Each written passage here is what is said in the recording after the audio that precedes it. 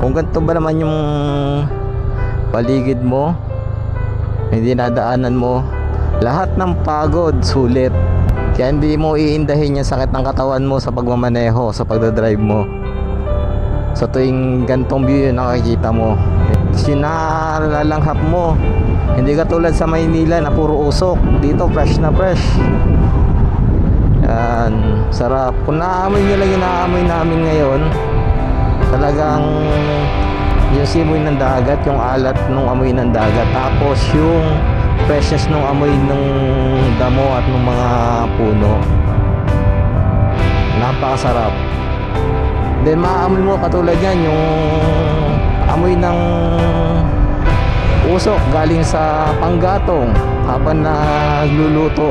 Nostalgic na nostalgic para sa akin yun. Naalala ko nung kabataan ko, nung nagbabakasyon ako lagi dito sa Bicol. Yan, di kahoy kami, di gatong kami yan. Kaya once na nakaamoy ka na may nagagatong, alam mo na, maya maya may pagkain ka na, maya maya may merienda ka, may almusal ka na, maya maya may merienda ka na, o kaya maya maya hapunan na. Talaga napaka nostalgic nung feeling pag nandito kayo sa una experience nyo, at least makapag-stay sa probinsya. So yung mga nakapag-stay, yung naka-experience nito, alam nila kung ano sinasabi ko. Yan, bumabalik, para ako bumabalik sa pagkabata ko eh. Naalala ko nung talagang sobrang simple ng buhay. Yan. So sa umaga gigising kami mga magpipinsan. Yan, magkakape lang kami. Tapos biskwit. Tapos ang nangyari niya, nakakit kami ng bundok. Sasamahan namin yung lolo namin at lola namin.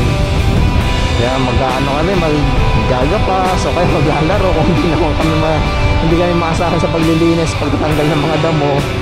Yan, maglalaro kami doon sa ilog habang hintay namin na makapag-kopras yung lola at lola namin. Yan, tapos habang sila yung nag-kokopras na ano mo naman, nagluluto na sila ng pananghalian namin. Ayun ang kagandahan na na-experience mo yung probinsya. As in, na-experience mo na tumira ka dito. Kahit hindi ka na sa na matagal, pero na-experience mo na kumain kasama nila, mag-stay na matagal kasama nila. Alam mo na yon, alam mo na ang ibig ko sabihin.